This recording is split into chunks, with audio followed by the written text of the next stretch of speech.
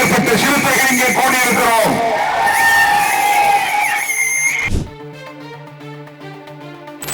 இது ஒரு சாம்பிள் தான், இது ஒரு மாதிரி முன்னோட்டம் தான். இல்ல 10,000 பத்தாது, 10 லட்சம் சிறுத்தைகள் தேவை என்றாலும் இங்கே 10 லட்சம் சிறுத்தைகள் திறந்தால்தான் இதை கைவிடுவோம் என்று மோடி அரசு பிடிவாதமாக இருக்கிறேனால் 3 நாடுகளில் எங்களால் 10 லட்சம் பேரை திறக்க முடியும். அண்ணாமலை ஆதரிக்கிறார் என்று சொன்னார்கள். அண்ணாமலை தானே ஆதரிக்க முடியும். அவர் என்ன சமூக நீதி பாசறையில் வளர்ந்தவரா? சமாதான கொட்டடியில் வளர்ந்தவர்.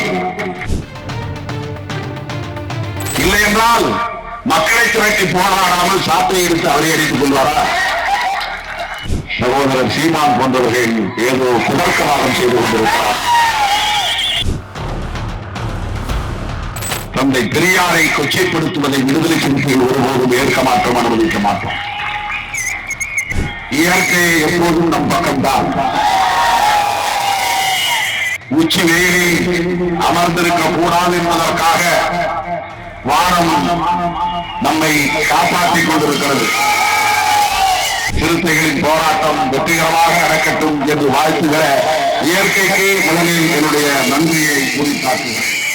லட்சக்கணக்கான விடுதலை சிறுத்தைகளும் இருக்கிறோம். அந்த திட்டத்தை இங்கே அனுமதிக்க மாட்டோம் என்று உணர்ந்து சொல்வதற்காக நாம் இங்கே கூடியிருக்கிறோம். என்னதான் இந்திய ஒன்றிய அரசு, மோடி அரசு வேதாந்தா குழுமத்திற்கு தாரை வார்க்க வேண்டும் என்று விரும்பினாலும் அதை நடைமுறைப்படுத்த முடியாது. தமிழ்நாடு முதல்வர் மாண்புமிகு தளபதி ஸ்டாலின் அவர்கள் சட்டமன்றத்தில் ஒரு தீர்மானம் கொண்டு வந்து உரையாற்றுகிற போது, நான் முதலமைச்சராக இருக்கிற வரையில் அந்த திட்டம் இங்கே வராது என்று உறுதியளித்திருக்கிறார். ஆளும் கட்சி அதற்கு எதிர்ப்பு தெரிவித்திருக்கிறது. எதிர்கட்சியாக இருக்கிற அதிமுகவும் தமிழ்நாடு சட்டமன்றத்தில் எதிர்ப்பு தெரிவித்திருக்கிறது. ஆகவே ஆளுங்கட்சியும் எதிர்க்காது, எதிர்கட்சியும் எதிர்க்காது. பெரிய வேடிக்கை என்னவென்றால் தமிழ்நாடு பாஜகவும் எதிர்க்கிறது. 5000 ஏக்கரை அவர்கள் கையகப்படுத்த போகிறார்கள். இதனால் உங்களுக்குத்தான் நன்மை. இதிலிருந்து வரக்கூடிய வருமானம் டெல்லி அரசாங்கத்துக்கு வராது, தமிழ்நாடு அரசாங்கத்துக்கு தான் போகும் என்றெல்லாம் சொன்னார். நீங்க ஏதோ பயோடைவர்சிட்டி ஹெரிடேஜ் சைட்னு சொல்றீங்களோ அதை மட்டும் நாங்க விட்டுறோம், அதை டிஸ்டர்ப் பண்ண மாட்டோம். அதை சுற்றி நாங்க சுரங்கம் தோன்றோம். ஆனால் நாம் கடுமையான எதிர்ப்பை தெரிவித்ததால் தமிழ்நாடு அரசு அதை எதிர்த்து சட்டம் இயற்றி காவிரி டெல்டா மண்டலத்தை பாதுகாக்கப்பட்ட வேளாண் மண்டலங்களாக அறிவிக்கப்பட்டிருக்கிறது. அதே மாதிரி வேலூர் வட்டாரத்தை பாதுகாக்கப்பட்ட வேளாண் மண்டலமாக பல்லுயிர் தரமாக அறிவிக்க வேண்டும். 2 கோரிக்கைதான். மோடி அரசே இந்த திட்டத்தை கைவிடு. இன்னொரு கோரிக்கை, தமிழ்நாடு அரசு இதை பாதுகாக்கும் வேளாண் மண்டலமாக அறிவிப்பு செய்கிற சட்டம் இயற்று. நீங்கள் திரும்ப பெறுகிற வரையில் நாங்கள் தொடர்ந்து போராடுவதற்கும் தயாராக இருக்கிறோம் என்று எச்சரிப்பதற்கான ஒரு அடையாள போராட்டம் தான் அடையாளம் இந்த போராட்டம். சிறுத்தைகள் இருக்கிற அணிதான் வெற்றி பெறும். விடுதலை சிறுத்தைகள் இருக்கிற அணிதான் ஆட்சி பீடத்தில் அமரும். எங்களை ஓரங்கட்ட பார்த்தாலும் ஒதுக்கி வைக்க பார்த்தாலும் நாங்களே மையம் என்பதை தீர்மானிப்போம்.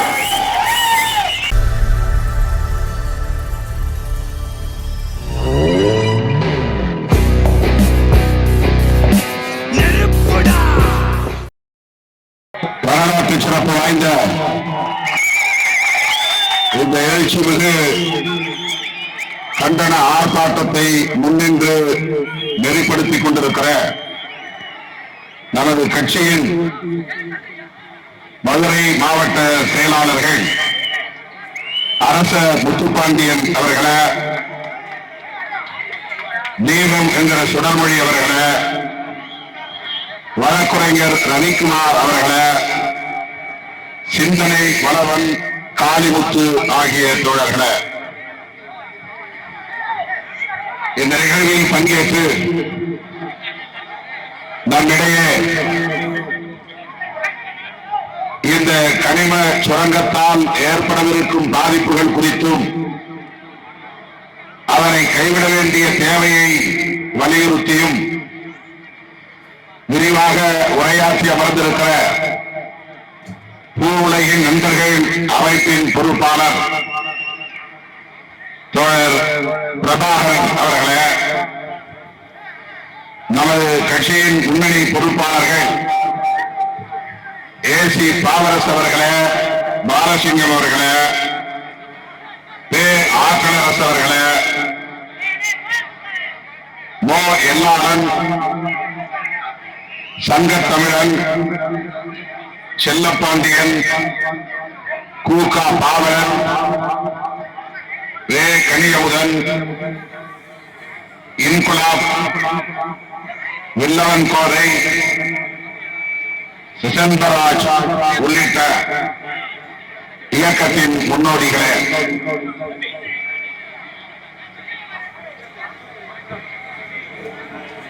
பல்வேறு மாவட்டங்களில் இருந்து, அண்டை மாவட்டங்களில் இருந்து, தென் மாவட்டங்களில் இருந்து வருகை வந்திருக்கிற மாவட்ட பொறுப்பாளர்களே, மாநில பொறுப்பாளர்களே, வட மாவட்டங்களில் இருந்து வந்திருக்கிறோம் என்று கைகளை உயர்த்தியிருக்கிற அன்பு தம்பிகளே, கண்ணு கெட்டிய தூரம் வரையில் கனவென திரண்டிருக்கிற என் உயிரின் உயிரான விடுதலை சிறுத்தைகளே, உங்கள் அனைவருக்கும் என்னுடைய பணிவார்ந்த வணக்கத்தை தெரிவித்துக் கொள்கிறேன். இயற்கை எப்போதும் நம் பக்கம்தான். சிறுத்தைகள் வெப்பத்தில் உச்சி வெயிலில் அமர்ந்திருக்க கூடாது என்பதற்காக வானம் நம்மை காப்பாற்றிக் கொண்டிருக்கிறது. வெயிலில் இருந்து காப்பாற்றிக் கொண்டிருக்கிறது. நல்ல உச்சி வேலை, 2 மணி, இப்போது நண்பகல் 2 மணி. இந்த நேரத்தில் மாலை 6 மணியில் இருப்பது போல் இயற்கை நமக்கு ஒரு சூழலை தந்திருக்கிறது. சிறுத்தைகளின் போராட்டம் வெற்றிகரமாக நடக்கட்டும் என்று வாழ்த்துகிற இயற்கைக்கு முதலில் என்னுடைய நன்றியை குறித்தாக்குகிறேன். அரிக்காப்பட்டி மற்றும் அதனை சுற்றியுள்ள கிராமங்களை பாதிக்கும் வகையிலான சுரங்க திட்டம் ஒன்றை இந்திய ஒன்றிய அரசு, மோடியின் தலைமையிலான பாஜக அரசு நடைமுறைப்படுத்துவதாக அறிவித்திருக்கிற சூழலில் அதனை எதிர்த்து இந்த பகுதியை சார்ந்த பொதுமக்கள் மட்டுமின்றி ஒட்டுமொத்த தமிழகமே குறைபடுத்திக் கொண்டிருக்கிறது. அந்த வரிசையில் லட்சக்கணக்கான விடுதலை சிறுத்தைகளும் இருக்கிறோம். அந்த திட்டத்தை இங்கே அனுமதிக்க மாட்டோம் என்று உணர்த்து சொல்வதற்காக நாம் இங்கே கூடியிருக்கிறோம். இந்த திட்டம் வரப்போவதில்லை, வராது.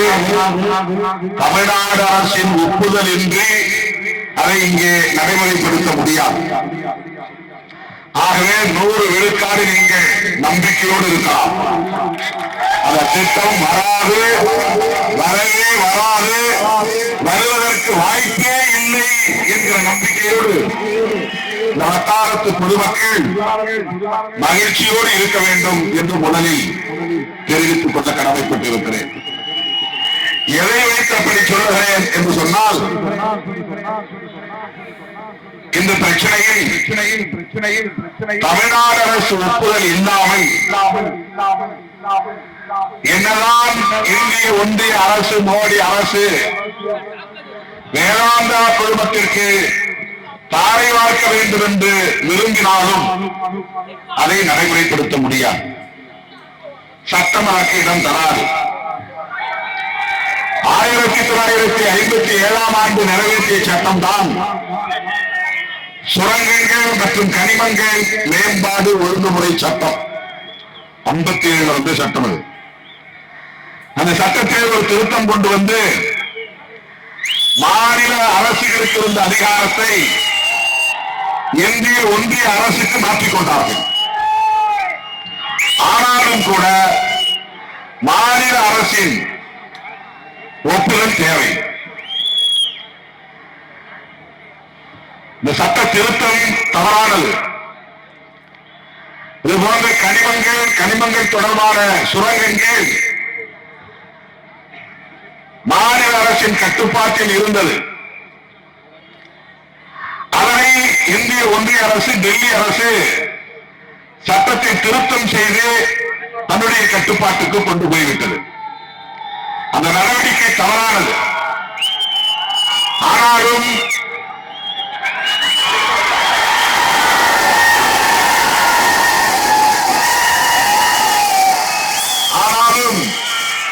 மாநில அரசின் ஒப்புதல் என்று அங்கே அவர்கள் போய் துளையிட முடியாது. அதை அந்த பாறையை உடைக்க முடியாது. அந்த மண்ணை தோண்ட முடியாது. சுரங்கத்தை அமைக்க முடியாது. ஆங்கிலத்தில் எக்ஸ்ப்ளோரேஷன் என்று சொல்வார்கள். அதை செய்வதற்கு தமிழ்நாடு அரசின் அனுமதி தேவை. தமிழ்நாடு முதல்வர் மாண்புமிகு தளபதி ஸ்டாலின் அவர்கள் சட்டமன்றத்தில் ஒரு தீர்மானம் கொண்டு வந்து உரையாற்றுகிற போது, நான் முதலமைச்சராக இருக்கிற வழியில் அந்த திட்டம் இங்கே வராது என்று உறுதியளித்திருக்கிறார். ஆளும் கட்சி அதற்கு எதிர்ப்பு தெரிவித்திருக்கிறது. எதிர்கட்சியாக இருக்கிற அதிமுகவும் தமிழ்நாடு சட்டமன்றத்தில் எதிர்ப்பு தெரிவித்திருக்கிறது. சட்ட திருத்தம் கொண்டு வந்த போது மாநிலங்களவையிலே ஆதரவு தெரிவித்து விட்டார்கள். அந்த திருத்தத்தை ஆதரித்து வரவேற்று பேசிவிட்டார்கள். ஆனால் இப்பொழுது மக்கள் கடுமையாக எதிர்ப்பதால், அனைத்து கட்சிகளும் எதிர்ப்பதால், சுற்றுச்சூழல் அமைப்புகள் எல்லாம் எதிர்ப்பதால், சமூக இயக்கங்கள் எல்லாம் எதிர்ப்பதால் அதிமுகவும் வேறு வழி இல்லாமல் சட்டமன்றத்தில் நாங்களும் ஆதரிக்கிறோம், அந்த சுரங்கம் வேண்டாம், அந்த திட்டம் வேண்டாம், அதை கைவிட வேண்டும் என்கிற தீர்மானத்திற்கு ஆதரவு தெரிவித்திருக்கிறார்கள். ஆகவே ஆளுங்கட்சியும் எதிர்க்காது, எதிர்கட்சியும் எதிர்க்காது. பெரிய வேடிக்கை என்னவென்றால் தமிழ்நாடு பாஜகவும் எதிர்க்கிறது. அவங்க அரசாங்கம் சட்டம் கொண்டு வந்திருக்கிறார்கள். அவருடைய அரசாங்கம் இங்கே ஏலமிட்டிருக்கிறார்கள். அவருடைய அரசாங்கம் தான் அவர்களின் நண்பராக இருக்கிற வேதாந்தா குழுமத்திற்கு அதை தாரை வார்த்திருக்கிறார்கள். முதல்ல 3 ஏலம் நடந்திருக்கு, யாரும் ஆளே வரல. 4வது ஏலத்தில் வேதாந்தா குழுமம் உங்களுக்கு தெரியும், தூத்துக்குடியில துப்பாக்கி சூடு நடந்ததில்லை, அதுல 13 பேர் கொல்லப்பட்டார்கள் அல்லவா? அது எதற்காக? ஸ்டெர்லைட் என்ற தாமிரத்தை உருக்குகிற ஆலை. அது கூடாது என்று மக்கள் எதிர்த்து போராடிய போது 100வது நாள் போராட்டத்தில் துப்பாக்கி சூடு நடத்தினார்கள். அதில் 13 பேர் உயிரிழக்கும் நிலை ஏற்பட்டது. அப்படிப்பட்ட அந்த வேதாந்தா குழுவிலே ஒரு துணை அமைப்பு தான் இங்கே இந்துஸ்தான் ஜிங்க் லிமிடெட் என்கிற நிறுவனம் ஏலம் எடுத்திருக்கிறது. யார் விட்ட ஏலம்? தமிழ்நாடு அரசு ஏலம் விடவில்லை. அந்த அதிகாரம் தமிழ்நாடு அரசுக்கு இல்லை. ஏலம் விட்டது இந்திய ஒன்றிய அரசு, டெல்லியிலே இருக்கிற மோடி அரசு. அந்த குழுமம் ஏலம் எடுத்திருக்கிறது. ஆகவே அந்த திட்டத்தை அவர்கள் ஏலம் விட்டாலும் கூட அதை தோல்வதற்கான அனுமதியை மாநில அரசு தர வேண்டும். மண்ணுக்கடியிலே இருக்கிற கனிமங்களை தோண்டி எடுப்பதன் மூலம் ஒரு தேசத்தின் பொருளாதாரம் வளர்ச்சி அடையும். இப்ப கல்குவாரி இருக்கு, கல்லும் கூட அந்த குவாரியிலிருந்து வெட்டி எடுக்கிற கிரானைட், அதுவும் ஒரு வகையான கனிமம் தான். அது பயன்படுகிறது, நமக்கும் பயன்படுகிறது, வெளிநாடுகளுக்கும் ஏற்றுமதி அனுப்பும். அந்த கல்குவாரிகளால் சுற்றுச்சூழல் பாதிக்கிறதா என்றால் பாதிக்கிறது, புழுதிப்படுகிறது, காற்று மாசுபடுகிறது. ஆனால் அதில் நச்சு கழிவுகள் இல்லை. நச்சுன்னா விஷம். விஷ கழிவுகள்னா பயன்படாத மற்றவற்றை வெளியே தூக்கி எறிகிற கழிவுகள். தாமிர உருக்காலையிலே கழிவுகள் உண்டு. அதே போல இங்கே வெட்டி எடுக்கவிருக்கிற கனிமம் என்கிற அந்த டங்ஸ்டன் அது ஒரு உலோகம் தான். உலோகம் தான் என்ன?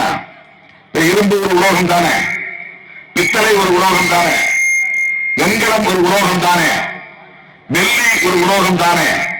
அதை போல நூற்றுக்கணக்கான உலோகங்கள் மண்ணிலே இருக்கிறது. அது ஒரு வகையான பாறை படிவுதான்.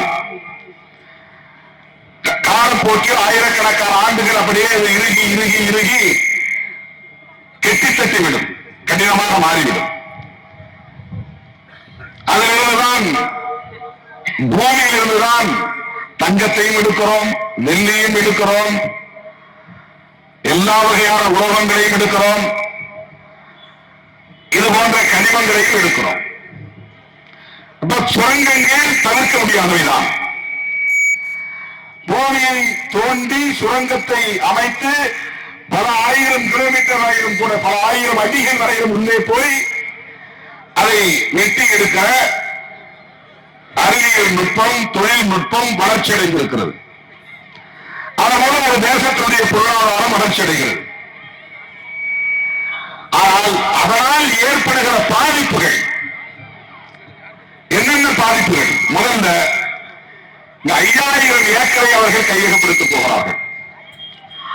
நான் இது தொடர்பாக பாராளுமன்றம் நடைபெற்றுக் கொண்டிருந்த சூழலில் இதற்குரிய அமைச்சர் கிஷன் ரெட்டி என்று ஆந்திராக்காரர், அவர் ஏற்கனவே எனக்கு அறிமுகமானவல்ல, இது தொடர்பாக உங்களை சந்திக்க வேண்டும் என்று தகவல் கொடுத்ததும் உடனே வர சொன்னார்.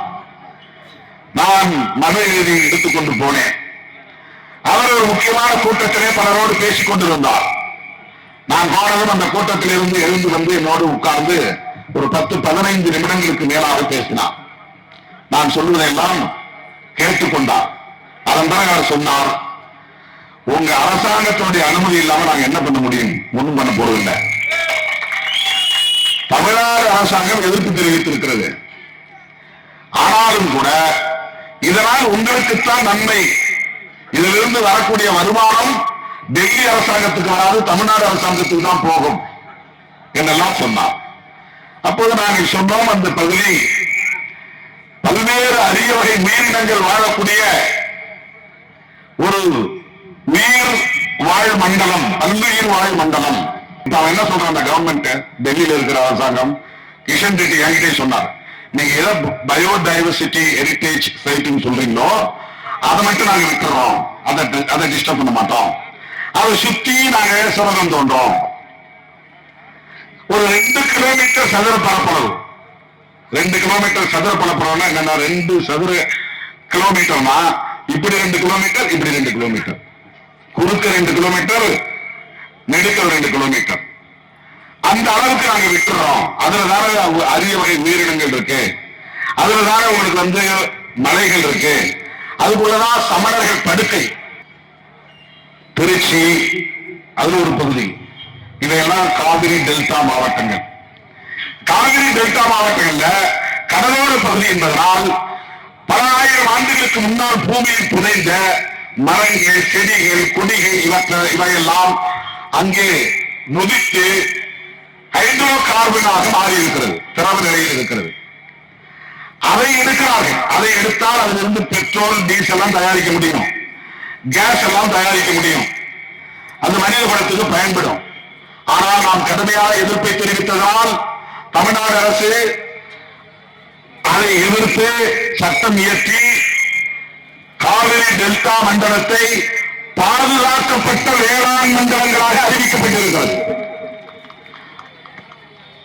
பாதுகாக்கப்பட்ட வேளாண் மண்டலம் என்றால் இங்க யாரும் ஹைட்ரோ கார்பன் எடுக்கணும்னா யாரும் டெல்லிக்கு வரக்கூடாது, லைசன்ஸ் கொடுக்கக்கூடாது, பூமியை தோன்றக்கூடாது, எக்ஸ்ப்ளோரேஷன் செய்யக்கூடாது. நாங்க தடை விதிச்சிட்டோம். அதே மாதிரி வேலூர் வட்டாரத்தில் பாதுகாக்கப்பட்ட வேளாண் மண்டலமாக பல்லுயிர் தரமாக அறிவிக்க வேண்டும். 2 கோரிக்கைதான். மோடி அரசே இந்த திட்டத்தை கைவிடு. இன்னொரு கோரிக்கை, தமிழ்நாடு அரசு இதை பாதுகாக்கும் வேளாண் மண்டலமாக அறிவிப்பு செய்கிற சட்டம் இயற்று. இந்த 2 கோரிக்கையை சொல்வதற்காகத்தான் 10,000க்கும் மேற்பட்ட சிறுத்தைகள் இங்கே கூடியிருக்கிறோம். இது ஒரு சாம்பிள் தான், இது ஒரு மாதிரி முன்னோட்டம் தான். இல்ல 10,000 10 லட்சம் சிறுத்தைகள் தேவை என்றாலும் இங்கே பல லட்சம் சிறுத்தைகள் திரண்டால்தான் இதை கைவிடுவோம் என்று மோடி அரசு பிடிவாதமாக இருக்கிறார்கள். 3 நாடுகளில் என்கிறார் 10 லட்சம் பேரை திரட்ட முடியும். ஆகவே இந்த போராட்டம் என்பது ஒரு சாம்பிள், ஒரு சின்ன டெஸ்ட் தான் முடிவு. மோடி அரசே, நாங்கள் வெறும் அறிக்கை விட்டு உட்காரவில்லை, களத்திற்கு வந்திருக்கிறோம். எச்சரிக்கை, ஒரு நாள் ஆர்ப்பாட்டமாக முடிக்க மாட்டோம். நீங்கள் திரும்ப பெறுகிற வரையில் நாங்கள் தொடர்ந்து போராடுவதற்கும் தயாராக இருக்கிறோம் என்று எச்சரிப்பதற்கான ஒரு அடையாள போராட்டம் தான். அடையாளம், இந்த போராட்டம் பல்வேறு ஆதாரங்கள் இருக்கிற, சின்னங்கள் இருக்கிற, அடையாளங்கள் இருக்கிற ஒரு பகுதி. அதை மட்டும் விடுத்துவிட்டு மற்ற பகுதிகளில் நாங்கள் சுரங்கம் தோண்டுவோம் என்று சொல்லுவதையும் நாங்கள் ஒருபோதும் அனுமதிக்க மாட்டோம். அந்த திட்டத்தை முற்றாக கைவிட வேண்டும். அது நமக்கு என்ன பெரிய மகிழ்ச்சி என்றால், மாண்புமிகு முதல்வர் அவர்கள் அளித்திருக்கிற உறுதிமொழிதான், நான் முதல்வராக இருக்கிற வரையில் இங்கே டங்ஷன் சுரங்க திட்டம் வராது. என்ன 1.5 வருஷம் தான் ஒரு முதல்வராக இருப்பாரு, அதுக்கப்புறம் என்ன அப்படின்னு கேட்கலாம். அதற்கு பிறகும் திமுக விடுதலை சிறுத்தைகள் இடம்பெற்று இருக்கிற திமுக கூட்டணி தான் வெற்றி பெறும். சிறுத்தைகள் இருக்கிற அணிதான் வெற்றி பெறும். விடுதலை சிறுத்தைகள் இருக்கிற அணிதான் ஆட்சி பீடத்தில் அமரும்.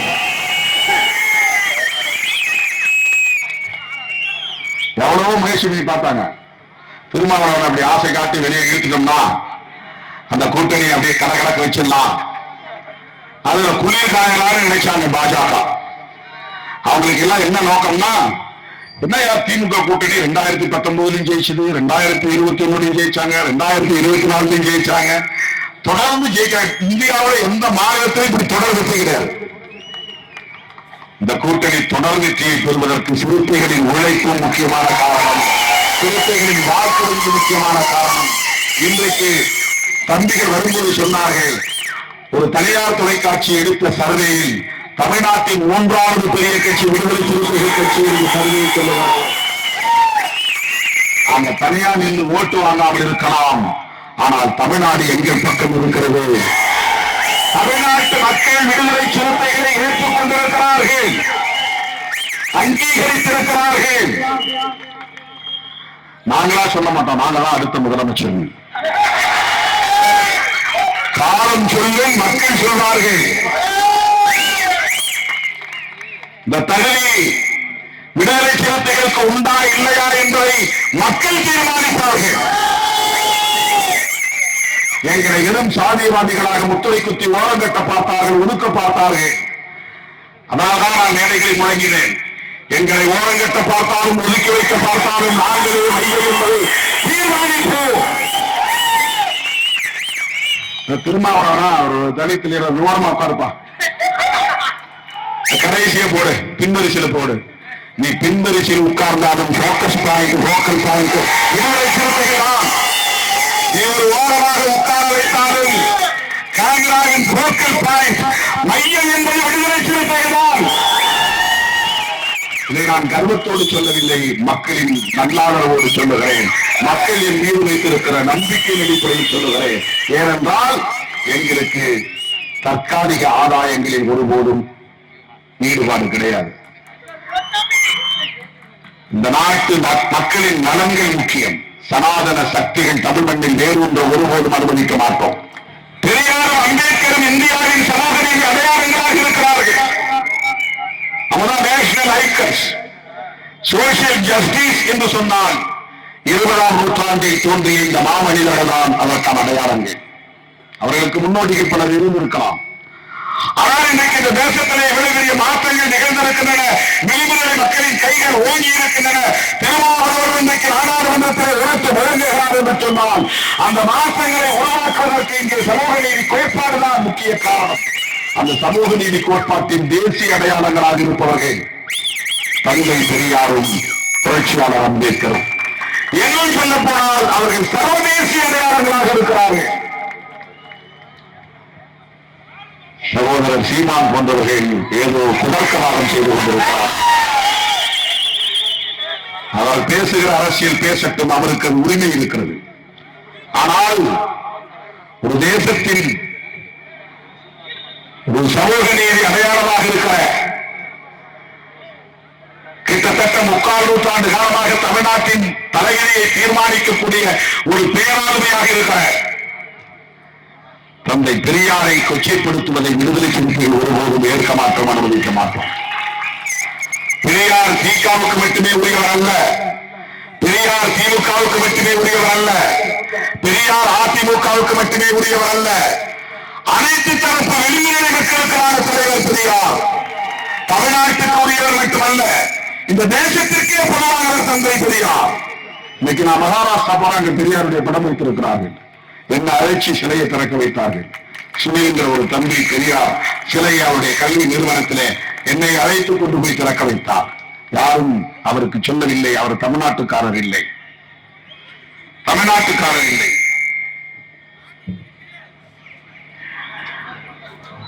பெரியார் ஓபிசி மக்களுக்கான தலைவர் என்று பலரும் சொல்லிக் கொண்டிருந்த நேரத்தில் அவர் அனைத்து தரப்புக்கான மக்கள் தலைவர் என்பதை சொன்ன இயக்கம் விடுதலை சிறுத்தைகள் கட்சி. 1990களின் தொடக்கத்தில் இருந்து நான் பெரியாரையும் அம்பேத்கரையும் இணைத்தே மக்களிடத்தில் கொண்டு போய் சேர்த்திருக்கிறேன். ஒடுக்கப்பட்ட மக்களிடத்தில் 35 ஆண்டு காலத்தில் திருமாவளவன் செய்த சாதனைகள் ஒன்று தந்தை பெரியாரை அனைத்து தரப்பு மக்களையும் கொண்டு போய் சேர்த்தது. எனக்கும் இந்த இயக்கத்திற்கு மிகப்பெரிய பங்கு உண்டு. அந்த மாமனிதரை கொச்சைப்படுத்துவதை ஒருபோதும் இந்த நாடு அனுமதிக்காது என்பதை நான் சொல்லிக் கொள்ள கடமைப்பட்டிருக்கிறேன். அண்ணாமலை ஆதரிக்கிறார் என்று சொன்னார்கள். அண்ணாமலை தானே ஆதரிக்க முடியும். அவர் என்ன சமூக நீதி பாசறையில் வளர்ந்தவரா, சமாதான கொட்டடியில் வளர்ந்தவர்? இல்லை என்றால் மக்களை திரட்டி போராடாமல் சாட்டை எடுத்து அவரை அடித்துக் கொள்வாரா? என்ன வேடிக்கையான போராட்டம் இது! அவர் என்ன மனநிலையில் இருக்கிறார் என்றே தெரியவில்லை. எனது அருமை தோழர்களே, மேலூர் வட்டாரத்தில் அரித்தாப்பட்டியை சுற்றியுள்ள கிராமங்களில் அனைத்து தரப்பு மக்களும் கொதித்து போயிருக்கிறார்கள், கொண்டு தொடர்ந்து போராடி கொண்டே இருக்கிறார்கள். அவர்களின் போராட்டம் வெற்றி பெறும் என்ற நம்பிக்கையை கொடுப்பதற்காக பல்லாயிரக்கணக்கான சிறுத்தைகள் இங்கே திறந்திருக்கிறோம். அந்த மக்களுக்கு நாங்கள் நம்பிக்கை அளிக்கிறோம், உறுதி அளிக்கிறோம். நாங்கள் உங்களோடு இருப்போம். நீங்கள் வெற்றி பெறுகிற வரையில், உங்கள் போராட்டம் வெற்றி பெறுகிற வரையில் விடுதலை சிறுத்தைகள் உங்களோடு ஒப்ப துணையாக இருப்போம் என்பதை சொல்லி மோடி அரசு என்ற திட்டத்தை முற்றாக கைவிடு என்று வலியுறுத்தி தமிழ்நாடு அரசு இதற்காக தனி சட்டமன்றை இயற்ற வேண்டும் என்று கோரிக்கை வைத்து ஏற்கனவே இங்கு போராடியவர்கள் மீது போடப்பட்ட 5000 பேர் மீது போடப்பட்ட வழக்குகளை திரும்பப் பெற வேண்டும் என்று கேட்டு வாய்ப்புக்கு நன்றி கூறி முடிக்கிறேன். நன்றி, வணக்கம்.